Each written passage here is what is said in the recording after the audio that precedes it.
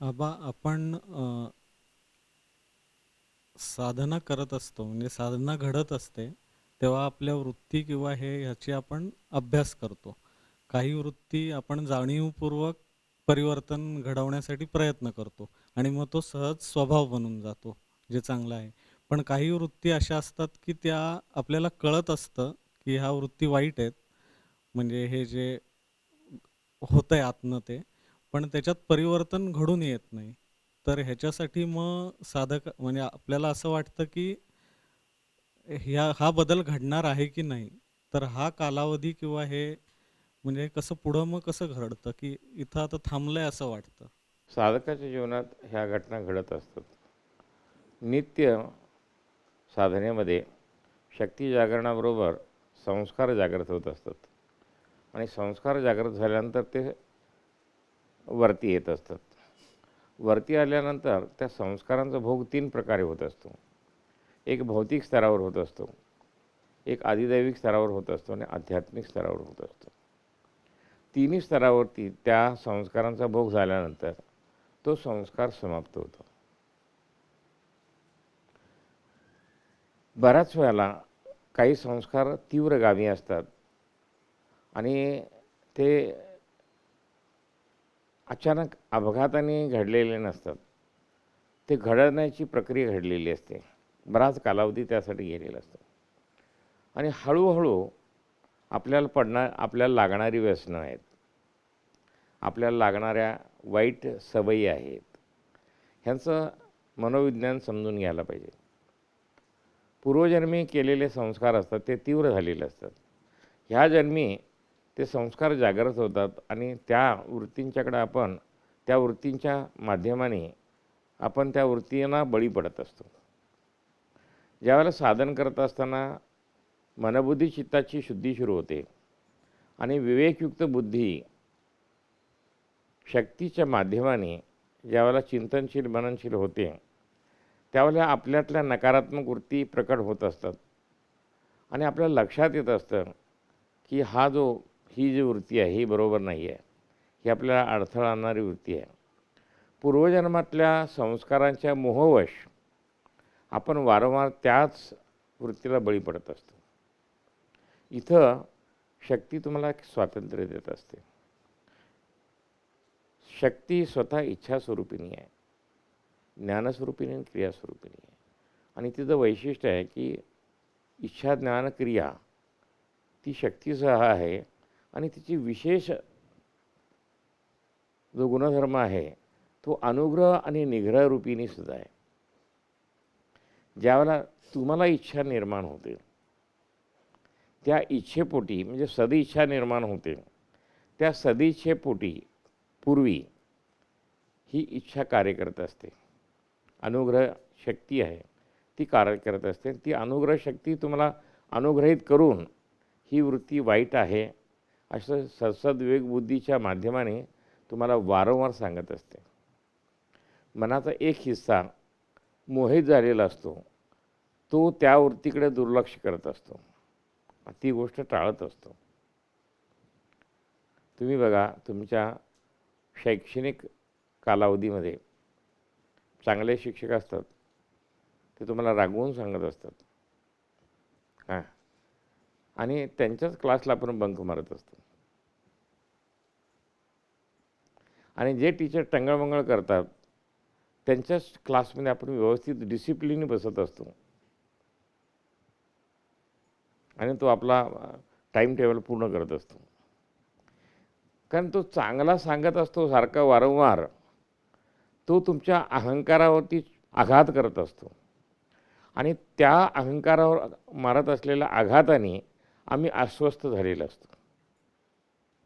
इथंसुद्धा काय होतं, तुम्ही साधना करत असताना तुमचा जागृत झालेला सत्सदेव बुद्धी विवेकबुद्धी आणि शक्ती स्वतः त्या तुमच्या कुवृत्तीवरती अपवृत्तीवरती आघात घालत असते सारखी आणि त्यातनं तुम्ही बचवून म्हणजे आपल्याला सुरक्षित बाहेर काढून परत त्याच वृत्तीला बळी पडत असतं. असा सिलसिला चालू राहतो. त्यावेळेला अचानक तुमच्या जीवनात काहीतरी दुर्घटना घडते आणि ती दुर्घटना घडणारच असते. ते तुमचं पूर्वप्रारब्ध आहे. पण ती दुर्घटना जाता जाता तुम्हाला जागृत करून त्या वृत्तीतून मुक्त करून जाते. तो एक प्रकारचा प्रसाद असतो. आपलं बुद्धी जागृत असेल आणि जागेवर असेल तर.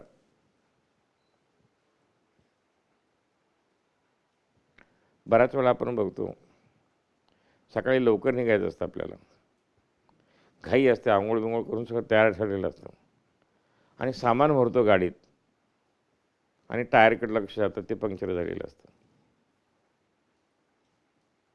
मग आयदर आपण स्टेपनी बदलतो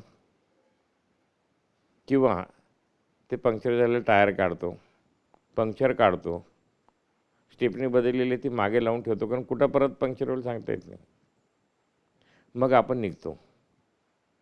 पण हा जो थोडासा अवधी आपल्याला वेळ झाला, त्या वेळेने तुमचा पुढचा बराच वेळ हे केलेला आहे, वाचवलेला आहे.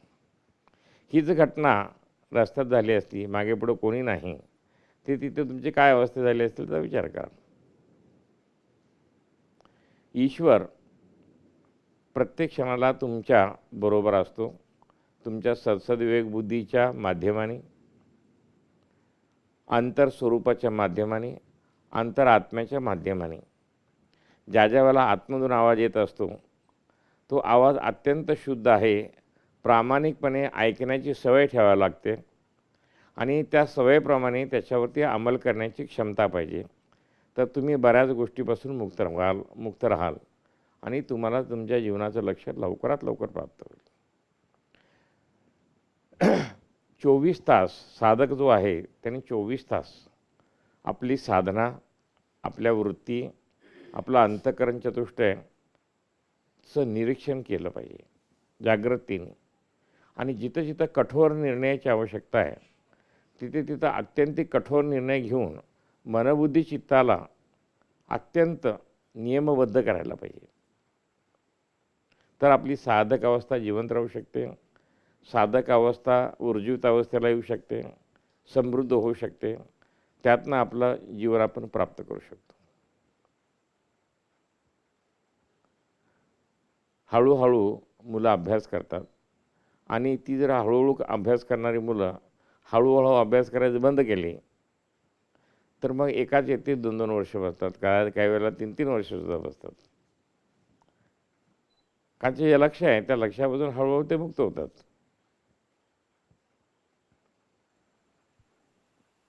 आतला आवाज आणि विवेक याबद्दल बरीच चर्चा होते. महत्त्वाचा प्रश्न म्हणजे माणसाने आतला आवाज कसा ओळखायचा. ह्याचं कारण आपला विवेक आणि आपला आतला आवाज आहे. ह्याच्या अवतीभोवती आपल्याच कल्पनांची, आपल्याच भ्रमाची इतकी पुटं चढलेली असतात. ह्या सगळ्यातनं मार्ग काढून त्याला ओळखायचं. कारण बरेचदा असं होतं, साधक दशा तर चालू असते आणि आपल्याला असा एखादा माणूस येऊन आपल्यामधल्या बऱ्या वाईट गोष्टींची सूचना देतो. तर साधक असल्यामुळे आपल्याला असं वाटतं की कॉन्स्टेबल मला अटक करायला कसा आला, मला तर SP नी अटक करायला पाहिजे, माझ्यातल्या वाईट गोष्टींची सूचना मला फक्त माझ्या सद्गुरूंनी द्यायला पाहिजे. हे बारीक चिटपोटे शिपाई काय कामाचे नाहीत. दुसरा मग माझा आवाज सांगायला लागतो की मी लगेच मला संकोचून घेतो आणि समोरच्या माणसात त्याचे दोष काय त्या संदर्भातले हे लगेच मी शोधायला लागतो. आणि ह्या सगळ्या लचांडामध्ये आणि भानगडीमध्ये जो खरा आतला आवाज आहे तो माझ्यासमोर कधी प्रकटच होत नाही. म्हणजे मला कोणी माझ्या चुकींबद्दल सूचना केली की मी त्याच्यामधल्या चुका शोधायला लागतो आणि तो मला माझ्या चुका दाखवण्याला कसा नालायक आहे हे मी पहिलं त्याला सिद्ध करतो की तू मला हे सांगायचं नाहीस, हे सगळे दोष तुझ्यात आहेत. साधकांनी ह्या सगळ्या बाबतीत कशी त्याची जीवन निश्चिती करायची आणि साधना प्रवास चालू ठेवायचा, जेणेकरून ही सगळी भ्रमाची पुटं बाजूला पडून खऱ्या विवेकाचा आवाज आणि खऱ्या विवेकाचा प्रकाश त्याच्या चित्तामध्ये प्रकट होईल. मनुष्याचा व्यवहार मनबुद्धी चित्त आणि अहंकाराच्या माध्यमाने होत असतो. मनबुद्धी चित्त आणि अहंकार जर नसेल तुमच्याकडे तर तुम्ही कुठलाही व्यवहार करू शकत नाही. आता हे मनबुद्धी चित्त आणि अहंकार हे गुणात्मक आहे. ह्या सगळ्या 4 अंतःकरण चतुष्टय हे गुणाने युक्त आहे आणि गुणानुगुण वर्तते आणि सगळा गुणाचा खेळ चाललेला आहे. तुमचं मनबुद्धी चित्त आणि अहंकार जर तमोगुणी असेल तर बाहेरच्या कुठल्याही व्यवस्थेवर तुमचा विश्वास नसतो. तुम्ही 100% खरे आहात, बाकी दुनिया 100% खोटी आहे, हाच दृढ असा अनुभव तुम्ही आलेला आहे असं मानत असता. आता हेच मनबुद्धी चित्त आणि अहंकार जर रजोगुणी असेल तर तुमचा तुमच्यावरती 50% विश्वास असतो की आपलं मनबुद्धी चित्त जे काही काम करते ते बऱ्यापैकी काम करते असा विश्वास असतो आणि त्या विश्वासाबर हुकूम आम्ही आमच्या संवेदना सक्रिय करत असतो. आणि असं असताना कधी जर चुकून प्रारब्धवश क्रियमान कर्म किंवा संचित कर्माच्या माध्यमाने व्यवहारामध्ये आपण काही फटके खाल्ले तर आपण अंतर्मुख होऊन विचार करायला लागतो की हे असं का झालं. रजोगुणातला 50% गुण तुम्ही योग्य आहात असं सांगत असतो आणि असे घडलेल्या घटनेने 50%नी सांगितलं असतं की काहीतरी गडबड आहे. आणि किंतु परंतु हे 50% जेव्हा निर्माण करतात त्यावेळेला आपण अंतर्मुख होऊन विचार करायला लागतो की कुठं चूक झाली आणि वस्तुस्थिती काय आहे. मग आपल्याला आतला आवाज का आला नाही.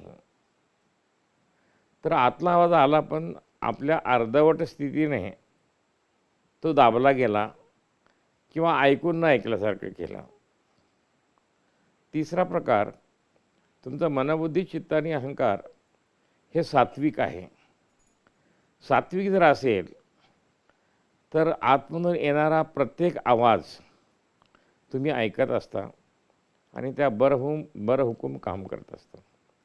अशावेळी लौकिक आणि पारलौकिक स्थितीमध्ये अपघाताची संभावना 1% असते आणि 99% तुम्हाला तो तुमचा सात्विक गुण तारून जातो.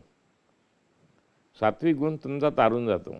हा जो 1%चा फरक पडलेला आहे, तुम्ही ज्यावेळेला मनबुद्धी चित्ताच्या मदतीने सत्वातीत होता त्यावेळेला तुम्ही 100% तुर्येमध्ये प्रवेश केलेला असता आणि त्या शुद्ध चैतन्याकडून जो आदेश मिळतो तोच एक्झिक्यूट करत असता, त्याच्याच संचालन करत असता, त्याच्याच बरोबर हुकूम तुम्ही वागत असता. बाबा आपण साधक दशेमध्ये आपला फार लांबचा प्रवास असतो. तर ह्या प्रवासामध्ये असं होतं का हो की तमोगुण सुटूनच गेला, रजोगुण सुटूनच गेला आणि सत्वगुण आला, ह्या सगळ्या गोष्टी अशा सायमल्टेनियसली घडत असतात. म्हणजे काळाच्या फुटपट्टीवर बघायचं झालं तर थोडा कधी कधी तमोगुणाचा जास्त प्रभाव दिसतो, रजोगुणाचा कमी दिसतो, हे परत बरोबर कधीतरी. आहे, अगदी मग बरोबर आहे. ह्या सगळ्या झमेल्यामध्ये त्या विवेकाला आणि आतल्या आवाजाला कसं बघायचं, हाच तर यक्ष प्रश्न आहे. सत्वगुणात गेल्यानंतर त्या म्हणजे चिंतेचा विषयच राहत नाही, पण ह्या भानगडीत सांभाळायचं कसं तो आपला आवाज. आता मी तमोगुणाच्या अधीन आहे म्हणजे मी फटकेच खायचे. आता ह्या संपूर्ण प्रक्रियेमध्ये तुम्ही लक्षात घ्या, आपण 10,800 श्वास घेतो आणि 10,800 श्वास सोडतो. ह्या संपूर्ण प्रक्रियेमध्ये तुम्ही 10,800 श्वास घेत असताना कायम तमोगुणी असत नाही आणि कायम रजोगुणीसुद्धा असत नाही आणि कायम सत्वगुणीसुद्धा असत नाही. हे सायकल आतमधून चालू असतं. तुम्ही लहानपणी सायकल वापरलेली आहे. गुळगुळीत चांगला रस्ता लागला की तुम्ही पायडल वाढवून स्पीड वाढवता, बरोबर आहे. आणि जेवढा होईल तेवढा चांगल्या रस्त्याचा लाभ घेऊन अंतर कापून पुढे जाता तुम्ही. जसं खडखड सुरू होते, खड्डे यायला लागतात, तसं तुमची स्पीड कमी व्हायला लागते आणि जो गती तुम्ही मिळवली असती मग ती गती कमी झाल्यामुळे परत अवरोध झालेली गती ती पार करत करत तुम्ही परत चांगल्या रस्त्याच्या प्रतीक्षेत असता, वाट बघत असता. परत तुमची सायकल चांगल्या रस्त्याला लागली, परत तो जुना स्पीड घेता. तुम्ही यात्रा बंद केली नाही रस्ता खराब आहे म्हणून. तुमचं लक्ष ठरलेलं आहे आणि लक्षच फक्त प्राप्त करायची इच्छा असल्यामुळे किती वेळेत करायचं ह्याला काही बंधन नाही आहे. तुम्हाला संधी मिळेल तिथं तुम्ही गती वाढवता आणि लक्ष्याकडे जात असता. आणि ज्या ज्या वेळेला प्रतिकूल परिस्थिती निर्माण होते त्यावेळेला त्या प्रतिकूल परिस्थितीचं साधन म्हणून तुम्ही उपयोग करता. कारण तुम्हाला प्राप्त झालेले जे साधन आहे ते सुव्यवस्थितपणे राहिलं पाहिजे, ते सक्रिय राहिलं पाहिजे आणि त्याच्या मदतीने तुम्हाला रस्ता मार्गक्रमण करायची आहे. ही सगळी पथ्य सांभाळून तुम्ही ती सायकल चालवत असता. तसंच जसं जसं साधनामध्ये अंतर्मुख व्हायला लागतं त्यावेळेला योग्य आवाज कुठला आहे, ईश्वरी आवाज कुठला आहे, अंतर्मुखी आतला आवाज कुठला आहे आणि भ्रमित आवाज कुठला आहे याचा विवेक निर्माण होतो. आणि तो अंतर आवाज चैतन्याशी संबंधित असल्यामुळे, तुमच्या आत्मस्वरूपाशी संबंध असल्यामुळे तो तुमच्याशी खोटं बोलत नाही आणि खोटाही व्यवहार करत नाही. त्याला जर तुम्ही अनुलक्षून त्याच्या जर आदेश पाळले तर ज्या ज्या वेळेला असा आवाज आलेला आहे त्या बरहुकूम तुम्ही केलेल्या कृत्या ह्या 100% योग्य असतात आणि त्या 100% तुम्हाला फलदायी असतात. हळूहळू हा अभ्यासाने तुम्हाला अंतरावाज कळायला लागतो आणि त्याच्याप्रती विश्वास निर्माण होतो. विश्वासानंतर श्रद्धा निर्माण होते, श्रद्धेनंतर निष्ठा निर्माण होते आणि त्यानंतर त्या संदर्भातलं प्रेम निर्माण होतं. कितीही मोहजन्य प्रसंग जरी आला तर आतला आवाज येत नाही तर तुम्ही तो मोहजन्य प्रसंग टाळू शकता.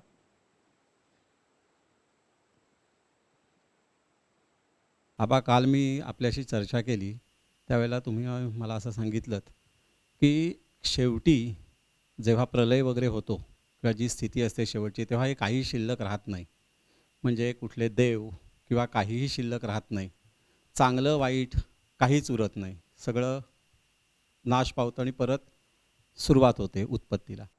शिल्लक काय राहतो माहिती आहे का? जे आपल्याला अज्ञात आहे, लौकिकाला अज्ञात आहे ते शिल्लक राहतं. ते निर्गुण निराकार निर्विकल्प आहे आणि त्या निर्गुण निराकार निर्विकल्पामध्ये जे परमतत्व आहे, परमसत्ता जी आहे तिचे 5 पंचीकृत गुणधर्म आहेत. ते पंचकृत्यकारी आहे निर्गुण निराकार स्वरूप. इच्छा, ज्ञान आणि क्रिया, अनुग्रह आणि निग्रह. हे सगळा प्रलय झाल्यानंतर ती परमसत्ता शिल्लक राहते आणि त्या परमसत्तेला यावेळेला इच्छा होते आणि त्याला असं वाटतं की नाही आपल्याला आनंद घ्यायला पाहिजे. आनंद एकटा घेऊ शकत नाही, त्याला द्वैत पाहिजे. मग तोही परमसत्ता, निर्गुण निराकार परमसत्ता हा ज्यावेळेला त्याला इच्छा निर्माण होते, एको अहम बहुश्याम हा संकल्प करते ती. म्हणजेच काय की मी एकाचे अनेक व्हावं ही इच्छा निर्माण झाल्यानंतर त्या एकोहम बहुश्याम या एकाचं अनेक होण्याची जी इच्छा आहे त्या संदर्भातलं ज्ञान प्रकट व्हायला लागतं. फक्त ज्ञान प्रकट होत नाही, ज्ञानयुक्त शक्ती प्रकट व्हायला लागते आणि ती ज्ञानयुक्त प्रकट झालेली शक्तीच क्रियारूपानं सक्रिय होते, क्रियाशील होते. ती कशी होते? शक्तीहीन नाही, शक्तीच्या माध्यमाने परिपूर्ण शक्तीसहित ती क्रियाशील होते, सक्रिय होते आणि नवनिर्माण सुरू करते. तर या संपूर्ण प्रक्रियेला त्या परमसत्तेचा स्वतःचा अनुग्रह असतो आणि शक्ती अतिरेक झाला तर त्याची निग्रहाची व्यवस्थासुद्धा त्याच बिल्ट इन व्यवस्थेत केलेली असते. तो सेन्सर कसा आहे, सर्वांगानं तो नियंत्रण करत असतो आणि ती यंत्रणा सुचारू रूपाने चालू ठेवत असतो. आबा, मला असं विचारायचं आहे, पुढे एक आणखीन असा एक प्रश्न विचारायचा आहे की जेव्हा शेवट होणार ह्याचा, तेव्हा आता या जगामध्ये काही लोक चांगली कर्म करणारी आहेत, काही लोक वाईट कर्म करणारी आहेत, पण ती सगळी त्याच्यामध्ये विलीन होऊन जाणार. म्हणजे थोडक्यामध्ये आपण कॉम्प्युटरवर एक प्रोग्राम केला, त्याला डिलीट मारल्यावर सगळं डिलीट झालं, नाहीसं झालं. तसं मला असं विचारायचं आहे की त्यावेळेला पण मग त्या त्या जीवाची कर्म शिल्लक राहतात का, का ते सगळं संपलंच? ते राहतात ना, ते फक्त तुम्ही डिलीट केलं आणि ते गेलं असं नाही. ही मंडळी बसलेत त्यातनं काढून घेणारी. तसं ते सो कॉल्ड डिलीट तुम्ही म्हणला की ते डिलीट होत नाही, ते लय होतं मूळ सत्तेमध्ये. आणि मूळ सत्तेत लय झाल्यानंतर त्या मूळ सत्तेचा स्वभाव काय, सच्चिदानंद आहे. आणि आणखी काय, ते पंचकृत्यकारी आहे. ती निर्गुण निराकार परमसत्ता पंचकृत्यकारी आहे. म्हणजे कशी आहे, ती इच्छास्वरूपिणी आहे, ज्ञानस्वरूपिणी आहे, क्रियास्वरूपिणी आहे, अनुग्रह रूप आहे आणि निग्रह रूपासुद्धा आहे. त्यामुळे ते जे गेलं की नाही ते जात नाही, ते रेकॉर्डेड असतं. रेकॉर्डेड म्हणजे ती राहतं. फाईल सायलेंटमध्ये असते.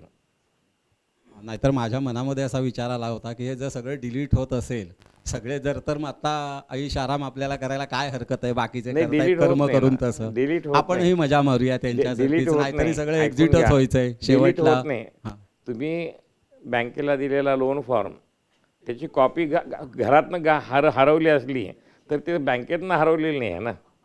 म्हणजे प्रलय झाला, नाश झाला, तरी तुमची कर्मणी हे त्या त्या जीवाचं अगदी शिल्लक शिल्लक राहतं. असतात, अगदी ते शिल्लक नाश असतात. होत नाही. नाही ते होत नाही.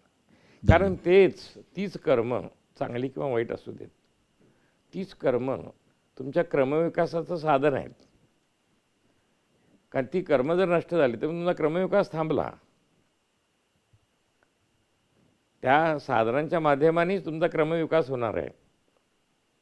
म्हणजे आत्ता सुद्धा ते वाईट कर्म करतायत तेव्हा सुद्धा त्यांना ती त्यांच्या पुढच्या ह्याच्यात त्यांना ती भोगावी लागणारच. नक्की त्यांनी ते काहीतरी नवीन शिकून जातील तुम्हाला. नवीन शिकवण. वाईट आणि चांगली ही आमच्या संकल्पना आहे. तो साधारणतः भक्ती किंवा भक्त म्हणजे थोडासा फार विचार न करणारा, अतिश्रद्धाळू, फार दैववादी, प्रारब्धाच्या फार अधीन, ईश्वराला अनन्य शरण गेलेला, अशा पद्धतीची एक भक्ताची कल्पना असते, म्हणजे केली जाते व्यवहारामध्ये. तर वास्तविक पाहता परमार्थाला कशा पद्धतीच्या भक्तीची अपेक्षा आहे, कसा भक्त अभिप्रेत आहे? वास्तविक त्याचं लक्ष निरपेक्ष भक्तीच असतं. म्हणजे ईश्वराला निरपेक्ष भक्ती अपेक्षित असते. म्हणजे कशी? तेच की त्याला हे एक असतं की ह्याला काही नको आहे आणि ज्याला काही नको त्याला मला भरभरून द्यायचं आहे. लक्षात घ्या. पण काही हवंपासून काही नकोपर्यंतचा प्रवास फार मोठा त्याचं आहे. कारण आहे की आपली भक्तीची सुरुवातच काहीतरी पाहिजे इथून होत असते. मला सांगा, किराणा दुकानात जातो काय, ते काय नको म्हणून जात नसतो. आपल्याला काहीतरी पाहिजे असते, चिठ्ठी हातात असते, घरातल्या लोकांनी दिलेली असतं, हे आणा, ते आणा, ते आणा, ते आणा, आणि ते चिठ्ठी घेऊन किराणा दुकानात गेलेला असतो. तशी चिठ्ठी घेऊनच आपण मंदिरात जात असतो. मग ते पांडुरंगाचं विठ्ठलाचं मंदिर असू दे, आणखी कुठलं कुलदेवतेचं मंदिर असू दे, काही असू दे, ती चिठ्ठी हातातच असते. आणि हळूहळू चिठ्ठीतला माल संपायला लागतो आणि त्याची आवश्यकता संपायला लागते. तेव्हा आपल्याला लक्षात येतं की अरे या चिठ्ठीशिवाय सुद्धा काम चालू शकतं. आणि ज्या दिवशी तुमच्या हे लक्षात येतं की चिठ्ठीशिवाय काम चालू शकतं, त्या दिवशी चिठ्ठ्या सोडून तुम्ही जायला लागता. चिठ्ठ्या सोडून जाण्याचा अर्थच असा आहे की तुमची भक्ती निरपेक्षतेने सुरू झाली. मग अशा वेळेला तुम्हाला देवाकडून काय पाहिजे ना, काही नको असतं आणि देवाला बरंच काही द्यायचं असतं, तो पाहिजे तेवढं घेऊन जा म्हणतो. मागणारे असतात की नाही, कारण किती मागणारे त्याला माहिती नाही, त्यामुळे तो स्टॉक कंट्रोलमध्ये ठेवून देत असतो. लक्षात आलं? आता अडचणीचे दिवस आहे, साखर मिळत नाही आहे. स्वस्त धान्याच्या दुकानावर बोर्ड लागलेला आहे, प्रत्येक कार्डाला 1 किलो मिळेल. आलं का लक्षात? तर तुम्ही जाल, 70 लोक गेला, 70 किलो गेलेले आहेत, त्याच्याकडे फक्त 30च किलो राहिलेले आहेत. आता तो काय करतो माहिती का, की 30 किलो जर नसेल, नेणारे कोण नसतील, तर 30 किलो साखर त्याची आहे. पण आलेच कोणतरी दुसऱ्या दिवशी तिसऱ्या दिवशी 30 जण, तर त्याला देणं भाग आहे. पण समजा कार्ड सगळ्यांच्याकडे आहे आणि कोणीच दुकानाकडे गेलं नाही, तर त्याचा माल पडू नये. माल पडू नये त्याला दुकान बंद करावं लागणार आहे. आणि दुकान बंद करणारा सगळा माल काढूनच दुकान बंद करतो. नित्यानन्दं नमाम्यहम्.